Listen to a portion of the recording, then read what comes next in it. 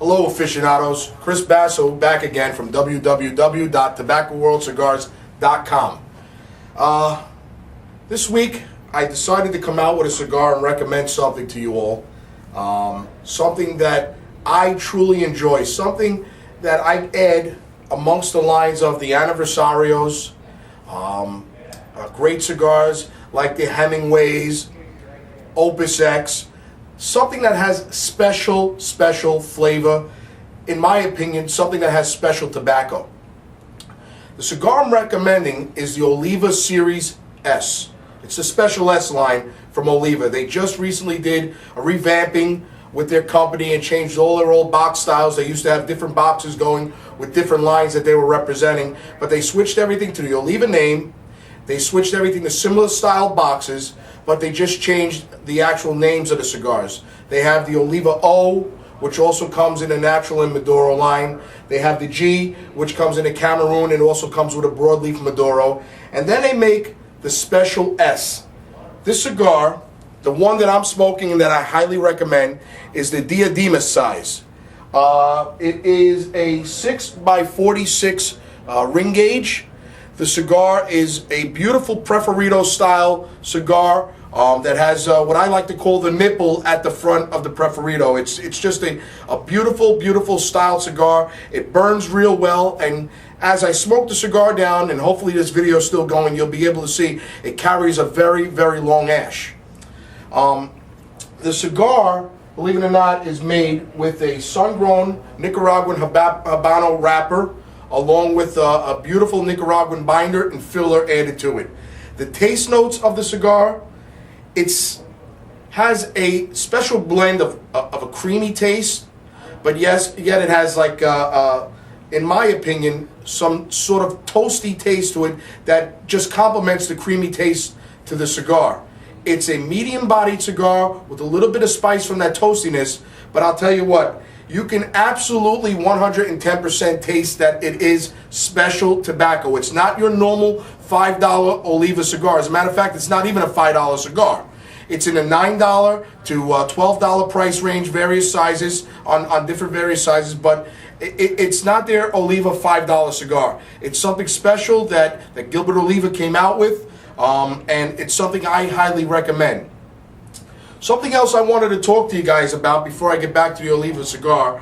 I've been watching a lot of these videos. Everybody seems to be doing new cigar videos and stuff of that nature, and to be quite honest with you, I like it. I give everybody a lot of credit, and I'm not saying that I'm anybody who deserves a pat on the back for what I do. Just a little fucking boring, to be quite frank with you. It doesn't help me. And one of the things I definitely didn't like was I just recently saw a clip, and the guy was recommending, I believe it was a Camacho cigar, and he went to go cut the cigar, and it just wasn't right. If you're going to teach somebody how to cut a cigar, there's a way of cutting a cigar. I saw him snip and cut through and looked like he ripped off about a half inch of the cigar, and he showed the clean cut on the side, and it's really not the way a cigar is supposed to be cut. So I figured on this video, show you guys how to cut a cigar so everybody understands. I'm going to grab a cigar, and I'm going to grab the Oliva Series S. It's the number 4 size. I believe the cigar just received an 88 rating in Cigar Aficionado too, which, you know, who knows how I feel about aficionados. They really have a fucking monopoly, to be quite frank with you. But every once in a while, they do come out and say the right things about the right cigars. You know, and I don't know if you're familiar with the magazine. Oliva really doesn't advertise with them the way Fuente does. You know, and so when they come out and say it's an 88, number one, I am going to, right as of right now, I am going to start with my own rating system. How does that sound? We're going to rate cigars from 1 to 10. When I rate a cigar, come on in, we're just recording a video. Just go you guys don't have Pyrex, do you? No Pyrex? Pyrex? No, I don't do that, so that's okay. Straight. All right, man? Yeah. Sorry about that. But in any case, I'm going to rate cigars, and I'm going to do it on a scale of 1 to 10. All right? 10 being best, 1 being bad. And for starters, I will tell you right now that this Series S, in my opinion, my professional opinion, and I want Barrett to follow me with this video camera for a second. Take a look at this. This is my fucking humidor. How do you like that? All right? I smoke them all. I smoke everything. People come to me for my opinion, and I'm going to give it to you. I honestly believe that the Series S is an 8.5. I don't want to quite give it the 9 that I think it deserves, just because I might come out with something else that I might like that's a 9, and I might like it a little bit more than this. But for right now, this is an 8.5, and I think that's a quality rating on a scale of 1 to 10. I can tell you a lot of things in this store that are in the 4 and 5 ranges, and I can show you things that are 10. Padron, okay, Anniversario, 10, 10, 10, 10. We might as well go to 20 for Padron. But in any case, I want to just point out to you that rating systems and aficionado and what they do, I mean, it's great. It's great for the business. I love it. I love to get the new aficionado, see what everyone's talking about, see what the hype is. But there are good cigar companies out there like Oliva that deserve good ratings. And I'm not saying 88's a bad rating. It's a great rating. But there are times, I think I just recently read something that I thought was, this cigar. The Grand Canojo by Pete Johnson and made by the king, Pepin Garcia. How do you tell Pepin that this cigar is an 85? I can't keep the fucking boxes in stock. What are they smoking? They must be smoking crack over there at Aficionado, to be quite honest with you, because this is not an 85. This cigar is a 95 as far as I'm concerned. But in any case, let me go back to showing, give me a cutter. I'm going to show you guys how to cut a cigar. I'm going to do it on camera one time so you guys understand. Okay? Number one, very, very important. A lot of people make this mistake and they shouldn't.